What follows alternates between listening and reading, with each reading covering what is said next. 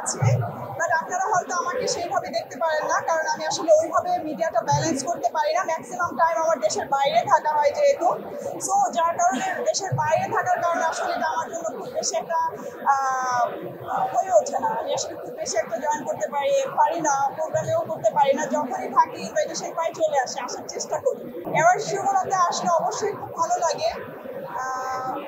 এটা আসলে যারা মডেল আছেন বা আর্টিস্ট আছেন তাদের জন্য অবশ্যই একটা বড় পাওয়া। তো এখানে আসলে সবার সাথে দেখা হয়ে যায়, আসলে খুবই ভালো লাগে। আসলে অনেকদিন পরে সবার সাথে দেখা হয়, কথা হয়, এটা ডেফিনেটলি খুব ভালো লাগে। আমি যখন মিডিয়াতে আসি 2019-এ, তো তখন থেকে আসলে আমার সব কিছুতেই কাজ করা হয়েছে। আমি টিভিসি করেছি, ওবিসি করেছি, মিউজিক ভিডিও করেছি, নাটক করেছি, বাট মুভিটা করা হয়নি যেহেতু এটা লং প্রসেস। আমি দেশে খুব একটা থাকি না, বা আমার হচ্ছে ফ্যামিলিকে টাইম দেওয়া লাগে, আর আমি বিজনেস নিয়ে খুবই ব্যস্ত।